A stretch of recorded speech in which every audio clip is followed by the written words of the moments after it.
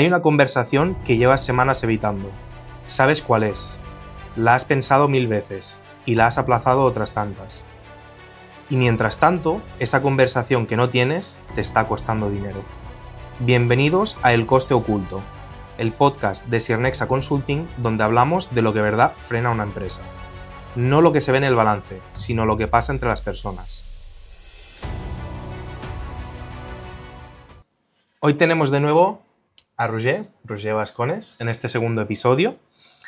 ¿Qué tal, Roger? ¿Cómo estás? Pues muy bien, la verdad. Encantadísimo de la vida. Como dice un buen amigo mío, progresando. Bueno, es importante siempre el progreso. En el episodio anterior hablamos del coste oculto, valga la redundancia, y por qué casi ningún directivo lo ve venir.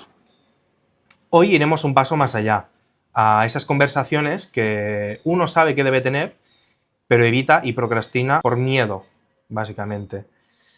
Roger lo ha visto 1000 y una veces en sus casos prácticos, en su día a día, ¿no? En distintas empresas, Roger. Esto ocurre en las empresas, ocurre a nivel personal, ocurre en el trabajo, ocurre en todos lados. Esa conversación que debieras tener y que vas dejando. Como tú bien has dicho, procrastinas, ¿no? Que es ese estado del cerebro o que ayuda al cerebro a relajar el estrés, ¿no? Y lo vas dejando. Sí, hoy nos enfocaremos básicamente en eso, profundizaremos en eso.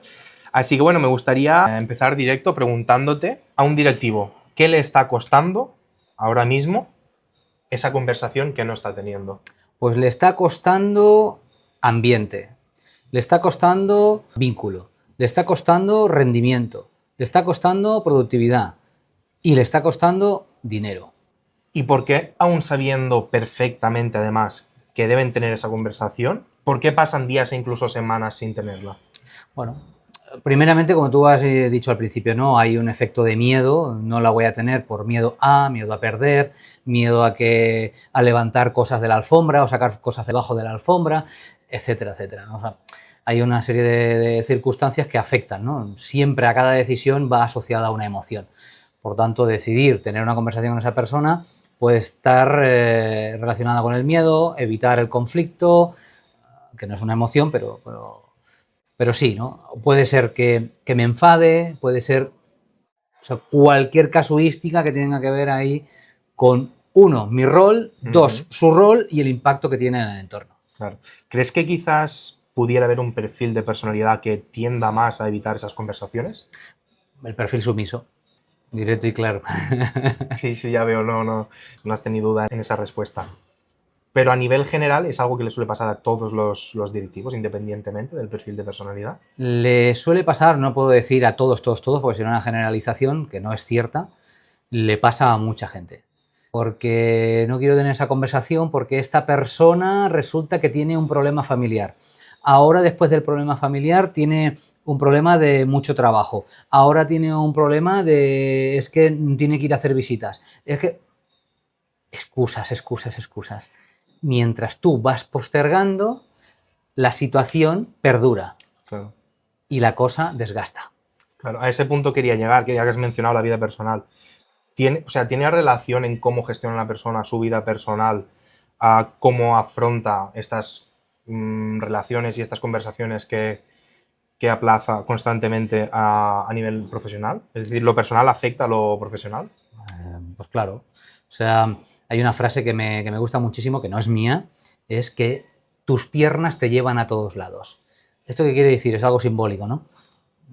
Tú tienes una circunstancia en tu casa, te la llevas al trabajo porque tus piernas te llevan al trabajo.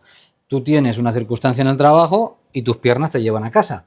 Por lo tanto, hay mucha gente que dice, no, yo sé separar. Sí, pero la procesión va por dentro. Por lo tanto, tú no estás en un equilibrio. Entiendo. Te afecta emocionalmente, mentalmente e incluso se puede somatizar a nivel físico. Uh-huh. Me gustaría también hacer énfasis, que es algo que ya comentaste en el episodio anterior, en el buenismo. Uh-huh. ¿Qué es exactamente el buenismo en un rol de directivo? Ser extremadamente permisivo, no saber poner límites, no hacer o tomar decisiones porque el otro se vaya a enfadar o no le vaya a gustar. Es como esa persona, permitirme la expresión, suavona, ¿no? que te está todo el día enjabonando, que no se permite a sí mismo imponerse en muchas circunstancias, no toma decisiones, permite que los demás tomen decisiones. Una cosa, tú como directivo te apoyes en las personas que tienes alrededor, porque tienes personas de confianza y lo que no ven tus ojos lo ven los de los demás, por lo tanto te puede ayudar a tener otros tipos de perspectivas. Todo y así, ser permisivo, pues no muchas veces te da o te genera esa autoridad que realmente necesitas en un puesto directivo. Entonces, ¿tú crees que el buenismo puede ser una estrategia inconsciente de ese directivo para evitar que le cuestionen como líder? Puede ser una de las posibilidades, porque claro, si abrimos el ventall, como se dice en catalán, pues las posibilidades aumentan, ¿no? Entonces, pero esa podría ser una, tal como comentas. Claro, y tú, en tu día a día, ¿vale? Vas a una empresa, digamos nueva, ¿cómo le explicas al directivo que lleva 20 años de experiencia en su rol que su forma de gestionar le está costando dinero? Bueno, antes de explicarle nada, lo escucho. Le hago preguntas, cuáles son sus casuísticas, sus circunstancias, cómo son sus relaciones con cada una de las personas de su equipo, cómo actúa, cómo hace según qué cosas, y a partir de ahí, más que explicarle, es proponerle. Oye, ¿y si lo hicieras así? Porque esta circunstancia o esta acción te está aportando estos resultados. Esto lo sabemos todo el mundo. Mismas acciones, mismos resultados. Diferentes acciones, diferentes resultados. La importancia de todo esto es cuál es el objetivo, qué es lo que yo quiero conseguir. A partir de ahí buscamos caminos diferentes. Porque otra cosa sería explicar, es que no lo estás haciendo bien. Claro, ahí me puedo encontrar con el sistema de creencias. Y eso es un choque de titanes. Yo no quiero convencer a nadie. Claro. ¿Qué camino me puede aportar menos desgaste? ¿Qué estrategias relacionadas puedo aplicar de forma diferente para conseguir el objetivo que esté marcado? ¿Sí? Mejor resultado sin tanto desgaste. Claro. Una de esas conversaciones que se evitan, ¿no? Podríamos decir que es el hablar del rendimiento. Sí. Entonces, ¿por qué crees que un directivo que sabe que alguien no está rindiendo como debería o como se necesita, espera, lo que decía antes, semanas o incluso meses antes de decirle nada? Que no está haciendo de directivo, no está haciendo de líder. O sea, una de las más que estrategias, habilidades o competencias de un líder es supervisar. ¿Supervisar el qué? Las expectativas que se tiene sobre esa persona. Cuando entra, el ejemplo, ¿no? Cuando una persona entra nueva en una empresa, tú le dices, oye, si cumples con las expectativas que tenemos marcadas, pues te vamos a fichar. La tienes 3 meses de prueba. Ahora no sé si eso es cierto porque todos los contratos son indefinidos, ¿no? Sí. Pero esto ha ocurrido muchísimo. Entonces, a los 3 meses le dices, oye, no has cumplido con las expectativas, no te quedas. Hostia, y la persona se puede quedar estupefacta, ¿no? Claro. ¿Qué ha pasado que no he cumplido con las expectativas? ¿Cuáles eran las expectativas? Pues, claro, para que una persona rinda, tiene que saber cuál es su rol, cuáles son sus tareas específicas, dónde empieza y dónde acaba su trabajo, y cuáles son las expectativas que tengo sobre esa persona, sobre ese rol. Y hacerle un seguimiento. Si el directivo no hace ese seguimiento, que es una de sus competencias, como bien decía, supervisar al otro. ¿En qué? En las expectativas, porque ahí se genera, digamos, una lealtad oculta, unas expectativas ocultas. Siempre queremos agradar a nuestro jefe, nuestro líder, la persona que tiene más autoridad, ¿no? ¿Por qué? Pues porque estamos trabajando, queremos quedarnos. Entonces, si tú haces seguimiento, tú generas una autoridad, ejerces ese liderazgo y la otra persona sabe qué es lo que hace bien y lo que no hace tan bien, pues lo trabajamos y hacemos seguimiento para ello. Claro, y tú, quizá aquí te estoy pidiendo que hagas tu trabajo de forma altruista, pero ¿tú cómo le dirías a una persona que su rendimiento es bajo o ha bajado en los últimos días o meses? Porque no debe ser un tema realmente fácil para comunicar a una persona. Claro, una de las herramientas o estrategias que hacemos servir es el feedback, obviamente. O sea, es que si tú no tienes en esa supervisión que decía antes de las expectativas y un feedback, que por supuesto sea pactado y además sea bidireccional, pues tú no sabes qué le ocurre a esa persona. Si tú estás acostumbrada, tú eres un comercial y haces 100 llamadas al día y de pronto me bajas a 50, y no un día, lo vas alargando, hostia, aquí pasa algo, ¿no? Claro, si yo voy teniendo de forma recurrente unas sesiones contigo de seguimiento, yo sé lo que está pasando, sé cómo estás emocionalmente, a lo mejor tienes un problema personal, a lo mejor tienes un problema relacionado con alguien de la empresa, estás preocupado por algo, no te gusta algo mío, pero como tenemos una relación de feedback, una estrategia de feedback, yo sé lo que ocurre. Entonces no me alarmo, es de forma recurrente y pactada.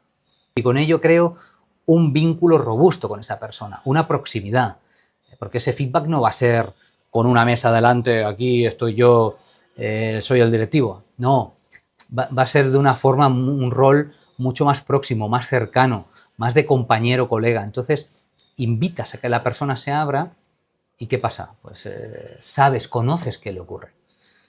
Claro, Eso es una de las cosas clave. Eso es poco habitual, diríamos, ¿no? Claro, es que si no, ¿cómo sabes tú por qué ha bajado el rendimiento? ¿Porque te lo ha dicho un tercero? Pues a mí eso me preocupa, ¿no? Entonces, estas estrategias las introducimos dentro de las empresas, dentro de los equipos directivos. Pues ¿por qué? Pues porque es información. Y la información es oro. Claro. Y el no tener esta conversación de informar a alguien de que ha bajado el rendimiento, ¿crees que quizás el equipo puede ver eso y puede afectar al rendimiento del equipo en el sentido de está tolerando una bajada de rendimiento y no está diciendo nada, nos acomodamos? ¿Puede llegar ese caso? Podría acomodarse, entonces como es que es mucho peor, eso tiene un impacto negativo. Lo que no se dice no se sabe, hay que decir las cosas. ¿Cuál es el motivo que te lleva a tener estos resultados ahora?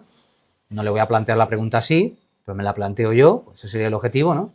Conocer cuál es la situación y a partir de ahí acompañarlo. Si eso se alarga en el tiempo, se prolonga en el tiempo, ¿qué pasa? Pues esto está teniendo un impacto en los resultados de la empresa, en los resultados de mi equipo. Por lo tanto, tengo que tomar decisiones.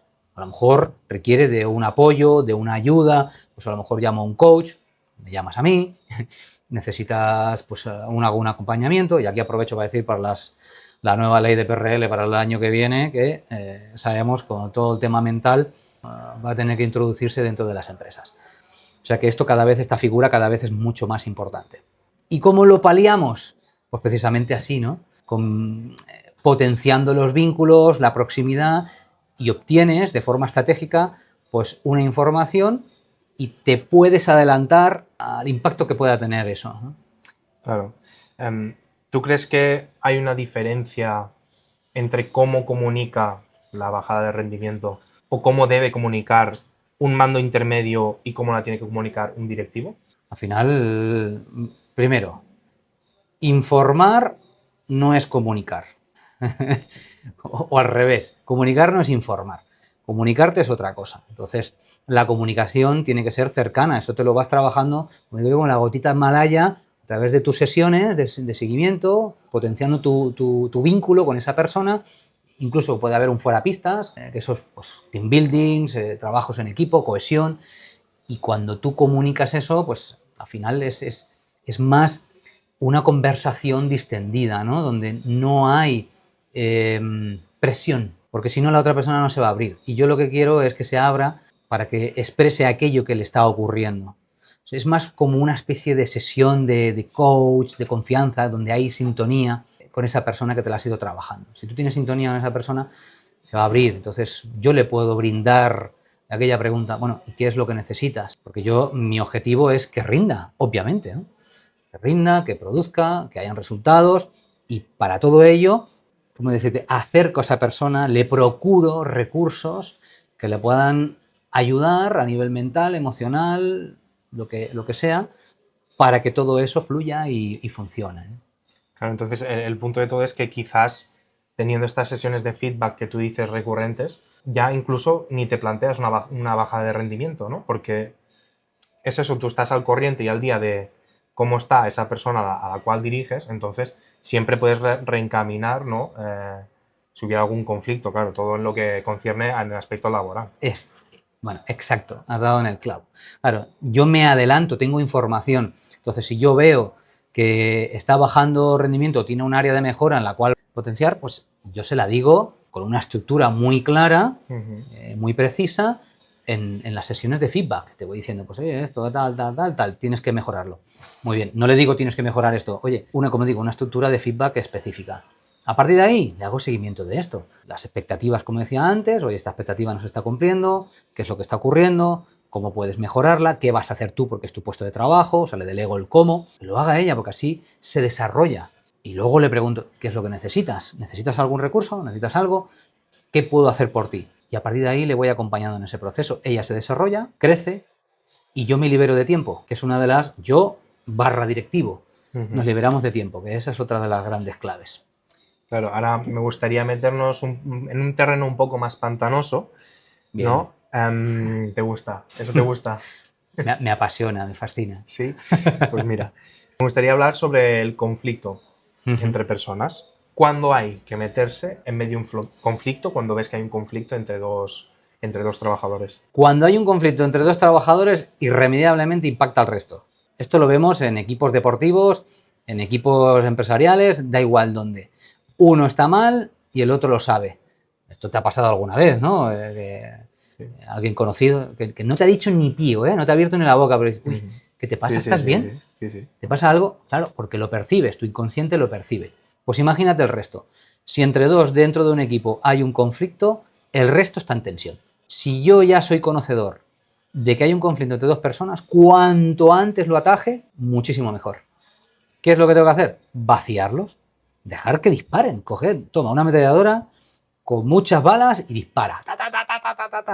No pasa nada, yo no me tomo a personal nada. Desahógate, sácalo. A partir de ahí, pues seguramente esos son los pececillos de una gran queja, porque debe haber alguna queja, algo que una tarea que le pertenece al otro, o a lo mejor es algo personal, pues vemos el qué.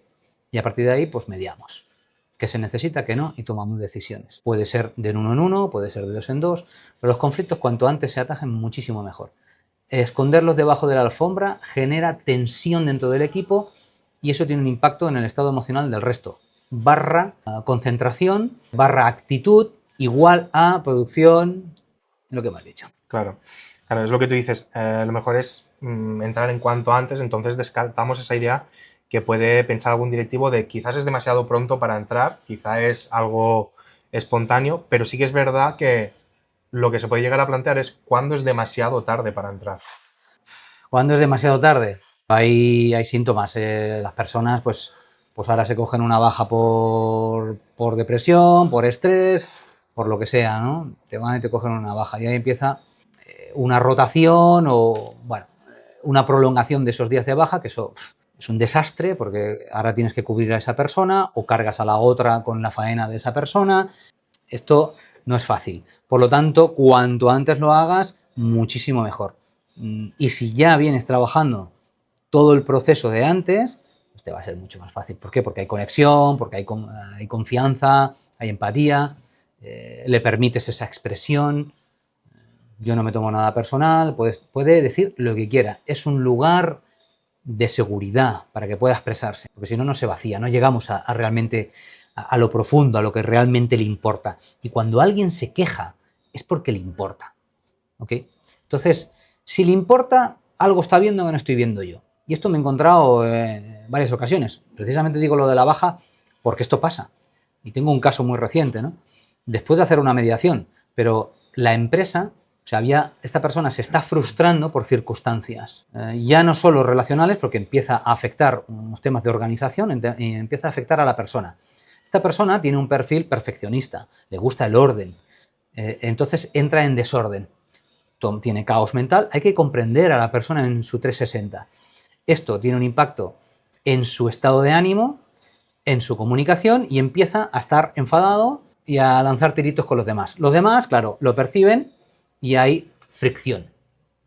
Mediamos entre las dos personas. Las dos personas pues llegamos a unos acuerdos con compromiso, sí.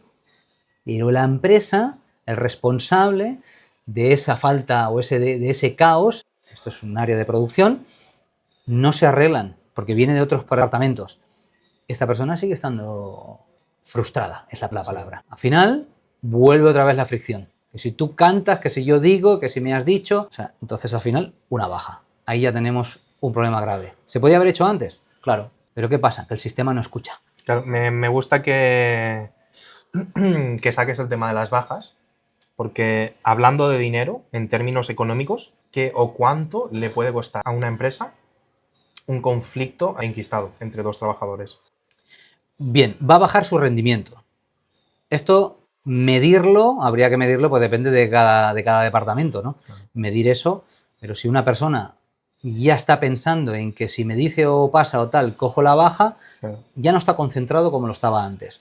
Una persona que esté, yo no digo feliz porque para mí felicidad dentro de las empresas, ahí hay un temazo, un melón que no lo voy a abrir. Digamos que no soy partidario. Pero sí que es verdad que una persona que esté pues, contenta, no todos los días va a estar contenta, pero que sí que su nivel pues, de 0 a 10 esté en un 8 aproximadamente, pues va a estar flexible, va a estar tolerante.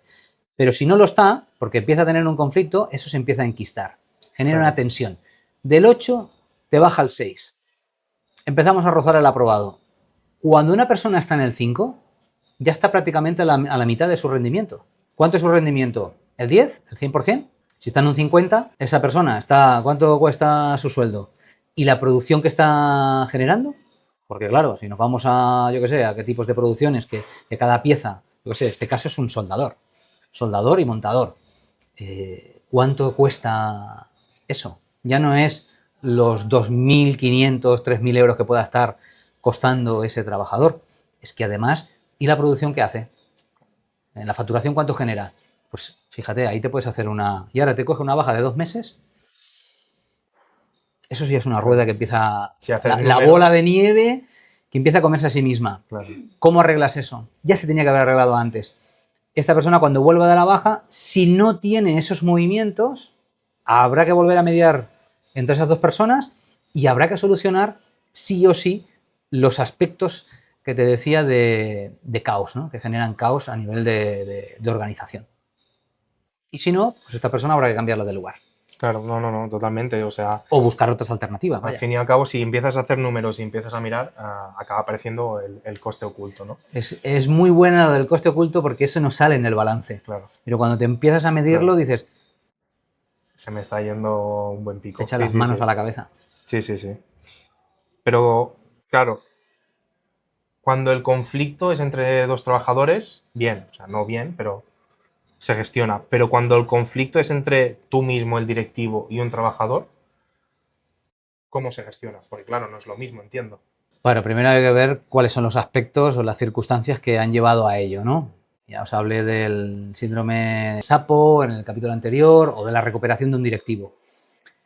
Ahí, bueno, puede haber despotismo, ciertos comportamientos autoritarios, miedo a perder el puesto, entrar en competencia con algún miembro del equipo, comparaciones, o sea, hay un elenco de posibilidades, ¿de acuerdo?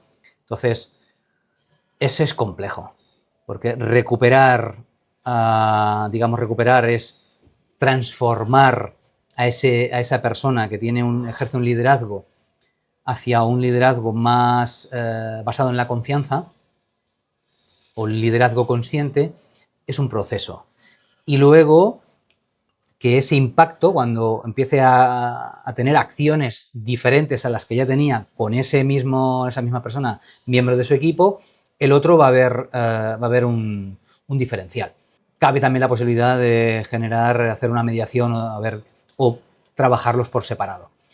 Luego introducir las estrategias que he dicho antes. Sobre todo es muy importante empezar a trabajar el feedback y la asertividad, todo lo que tiene que ver con unas soft skills, de todo en equipo. Y repito, me gusta liderazgo de autoridad ejercido en ciertas circunstancias. No como creerse el personaje siempre soy este. No. El liderazgo tiene una multitud de personajes que cada uno tiene unos comportamientos, unas conductas diferentes. Entonces me gustaría saltar a otro tema. Bien. Quizá también es terreno pantanoso, quizá no tanto, pero también lo es. Hombre, los conflictos son pantanosos, sí. Pero al final el conflicto es intrínseco al ser humano, ¿no? Donde haya personas habrá conflictos, siempre.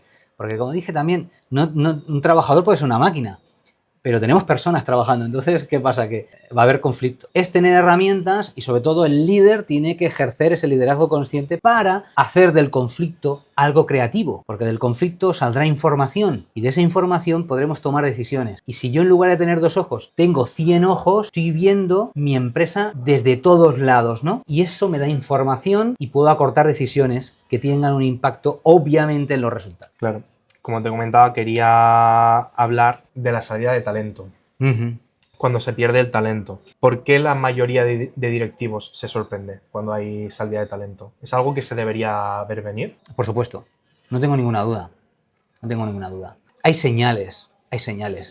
Señales o indicadores que te están diciendo bajadas de rendimiento, silencios, falta de implicación, comportamientos y conductas que tenía esa persona. O sea, dicho de una manera más holística, retira su energía. Y tú, cuando alguien cercano a ti retira su energía, tú lo notas. Es así, hostia, ¿qué le pasa? Ya no hace esto, ya no hace aquello. Qué raro. Y se va apagando, ¿no? Dices, aquí pasa algo. Claro, si pasa algo, cuando ya lo sientes, lo mismo lo tendrías que haber previsto antes, ¿no? ¿Cómo lo previenes? Estrategias relacionales, querido amigo. O sea, no hay otra. Tú, como directivo, tienes que saber siempre y en todo caso qué pasa dentro de tu equipo. Claro. A cada uno de ellos. Claro, porque ¿cuál es el coste que le puede tener una empresa, tanto económico como en otros aspectos? ¿Cuál es el coste para una empresa de esa pérdida de talento? Pues imagínate, si esa persona tiene talento, lo primero que pierdes es la confianza que tenías en esa persona y todo el trabajo delegado que estaba ejerciendo esa persona. Tienes que entrar al equipo medir qué impacto tiene, porque es otro tipo de energía. Yo hablo mucho del contexto, ¿eh? No solo cojo un perfil, que es un currículum, sino estoy fichando a una persona. La energía de esa persona, su forma de ser, su conducta, sus comportamientos, sus valores, yo los tengo que tener previstos en la entrevista de trabajo. Hay herramientas para poder saberlo. Si encaja o no encaja. Porque imagínate, tú estás durmiendo y mete un mosquito en tu habitación. Pues eso tiene un impacto, ¿no? Claro, sí. Pues ahora ese ejemplo llévalo a un equipo, ¿no? Entonces, es todo un proceso para poder adaptarlo. O sea, ya que no que pierdas talento, sino el proceso de adaptación posterior, ¿no? de una persona. El impacto tiene los resultados a nivel económico, porque tiene un proceso de aprendizaje, conocimiento del producto, lo que sea, el trabajo que esté desarrollando. Eso tiene un tiempo, el aprendizaje, y el que has perdido, que te estaba sacando a producción. Ya dije que el 80% de las personas abandonan la empresa por un mal liderazgo. Ahí hay que analizar si está en el 80 o está en el 20. Porque muchas veces el directivo no hace así. Es todo hacia afuera. Yo recuerdo una directora general que me dijo, es que yo no me tengo que adaptar a nadie. Son ellos que se tienen que adaptar a mí. Bueno, esto tiene muchos matices. Lo hablaremos en siguientes episodios, desde luego. Entonces, de estos 3 puntos que hemos hablado, de estas 3 grandes conversaciones que se evitan, una era hablar del rendimiento, el conflicto entre personas, ya sea entre trabajadores o con el directivo mismo, y la salida de talento. ¿Cuál de los 3 crees que a nivel económico es más perjudicial para la empresa? Esa es una muy buena pregunta. Te voy a contestar de forma intuitiva. La pérdida de talento tiene un impacto económico, yo creo que la peor. Alguien que se te vaya del equipo realmente clave, esto tiene un impacto económico extraordinario. Los conflictos que comentabas antes generan tensión. ¿Qué pasa? Que la pérdida económica es más baja, pero más alargada en el tiempo. Y la pérdida de talento es de golpe o en un proceso más rápido, porque se marcha y venga, ahora proceso de buscar personal, de búsqueda de personal, fichajes, etcétera, entrevistas, delegación, aprendizaje de esa persona, capacitación. Y si es un directivo, claro, hablamos de sueldos mucho más altos y donde no manda patrón, no manda marinero. Entonces, si no ha hecho bien, esa persona no había hecho su trabajo de capacitar, comprometer y orientar al equipo, pues... Claro. No, ese también es un muy buen tema a tratar, que trataremos en futuros episodios, el hecho de cómo gestionar, cómo primero evitar esa pérdida de talento y después cómo gestionar esa pérdida de talento. Sí, es sin duda un tema interesante a tratar. Vaya, está muy en auge. Entonces, ahora sí que me gustaría enfocarme más en tu experiencia personal, en tus vivencias a nivel profesional. Y me gustaría preguntarte cuál es el patrón que más se repite cuando acompañas a un directivo que lleva tiempo evitando conversaciones. Concretamente estas tres que hemos comentado. Que evita conversaciones es porque no escucha. ¿No escucha? Solo se escucha a sí mismo. Entonces, como no escucha, lo que tiene delante de sí, pues generan conflictos. ¿Y esta frase, además, las hemos escuchado todos, ¿eh? Es que mi jefe no me escucha. Claro. Joder, hostia, pues escúchalo, tómate 5 minutos, relájate. Lo mismo te da información, no te lo tomes a personal, porque no tiene nada que ver contigo. Y si tiene que ver contigo, pues son conductas, comportamientos que se pueden cambiar, se pueden mejorar. Si al final queremos o no dirigirnos hacia la excelencia y la mejora continua. Estamos en una situación que o nos dirigimos hacia ahí y lo trabajamos de forma consciente, o te quedas atrás. Es que viene la cosa apretando mucho. Sí, no. ¿Y qué crees que es lo que empuja al directivo a tener esas conversaciones? Que dice, mira, ya no puedo más, no puedo seguir procrastinándolo, voy a tener ya conversación porque si no, no... El hartazgo. Hartazgo y la tensión que le puede estar generando eso, porque eso es un run que tiene ahí en su cabecita, en su diálogo interno, su pepito grillo, está ahí chacachá, chacachá, chacachá, y se va a dormir y chacachá, chacachá, chacachá. ¿Qué pasa? Eso te genera desgaste. Cuanto antes tomes esa decisión y lo hagas, antes te liberas de eso. O sea, sácatelo. ¿Y cómo reaccionan? Porque me parece curioso, ¿cómo reaccionan los CEOs y directivos cuando les comunicas, les haces saber y encima le haces ver que el no tener esas conversaciones tiene un impacto económico real? ¿Cómo reaccionan? ¿Cuál es su reacción? Cuando hablamos de dirección, o sea, tal como están las estructuras, los organigramas, a no ser que sea con un directivo, forme parte de su equipo o lo que sea, es diferente. Seguramente lo habrá notado. Pero cuando es alguien de más abajo, y entenderme que lo de arriba abajo es para que nos entendamos, ¿no? Alguien de producción que tiene un mando intermedio, una cosa es la información que recibe el mando intermedio y cómo comunica el mando intermedio al directivo sobre esa circunstancia. Entonces, se trata de diferente manera, porque tú lo ves, uno, lo puedes ver con perspectiva, pero dos, lo puedes ver desde la indiferencia, porque muchísimos giran la cara, paso o hazlo así. Hasta que no explote la bomba no actúo, ¿no? Entonces, claro, si hasta que no explote la bomba, entonces el directivo tiene que ir a apagar el fuego. Y luego ahí entra la queja de, es que siempre estoy apagando fuegos, es que todo es urgente. Bueno, entonces, que haya una estructura y unos caminos específicos de cómo se hacen las cosas, que esto es cultura de empresa. Pasa que cuando tú hablas de cultura, tiemblan las estructuras. Claro, da miedito. ¿Pero qué pasa? Que cuando tú has hecho el proceso, la transformación es brutal. Claro. Y esa transformación, es decir, ¿cuánto tiempo tarda un directivo en aprender a gestionar estas situaciones? ¿Es algo rápido o es algo que necesita su tiempo? Te lo voy a decir de otra manera. Si yo tengo 48 años y llevo 48 años haciendo las cosas de la misma manera y ahora te pongo un proceso diferente, cultural, que es un cambio de mentalidad, que además tiene que ver con comunicación, con generación de vínculos, con procesos, protocolos, estandarizaciones, un montón de cosas, que no todas las toco yo, pero yo toco el modelo relacional. Si ahora te hago un cambio, no me pretenderán que sea de hoy para mañana. Una competencia se adquiere a base de repetición. Si esa competencia o esa nueva habilidad resulta que no tiene una, que tiene 10, que aplicamos nuevas formas, pues eso es un proceso. Hay procesos, por ejemplo, en nuestro modelo Nexo, que en el mejor de los casos son 6 meses, pero es un proceso cultural, es más bien interventivo, ¿no? Si tú me dices, recupérame a esta persona, pues depende, pero es un proceso, es tiempo. No es lo mismo que, oye, me duele aquí. Yo me acuerdo cuando hacía coaching personal en el pasado, pues yo qué sé, en 5 sesiones una persona podía resolver su situación. Habrá situaciones que en 5 sesiones sí, pero habrá otras situaciones que, como además tiene que ver con tu equipo y las personas de ese equipo tienen pensamientos, emociones y físico y días de para arriba y días para abajo, requerirá de un seguimiento. Claro. No sé si me he explicado correctamente, ¿eh? Yo creo que sí que lo has dejado bastante claro. Me gustaría preguntarte, me gustaría que fueras sincero, es si ha habido algún momento en tu carrera profesional donde tú mismo hayas cometido ese error de alargar conversaciones que sabías que deberías tener. Yo creo que esto nos ha pasado a todos. A ver cuándo. Claro, dentro de mi experiencia, dentro de la consultoría, pues cuanto antes tome esa conversación, pues mucho mejor.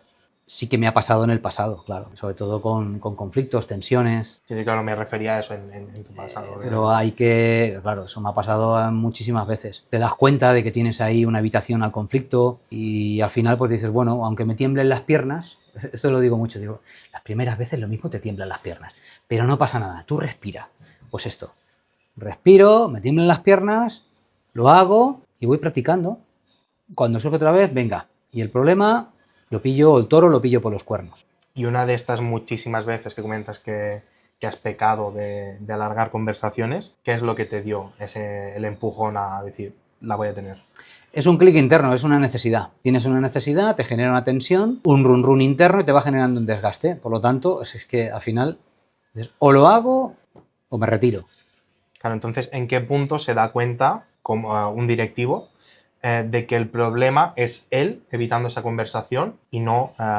Si ese directivo no tiene conversaciones, no sabe cuál es su clima interno, ojo con lo de clima, que no es un diagnóstico de clima laboral, no. Sensaciones, conexiones, conocimiento de la persona, cómo habla, piensa, siente el mundo. Si no tiene esa información y ese aprendizaje, muy difícilmente vas a ver cuándo cree que es culpa suya.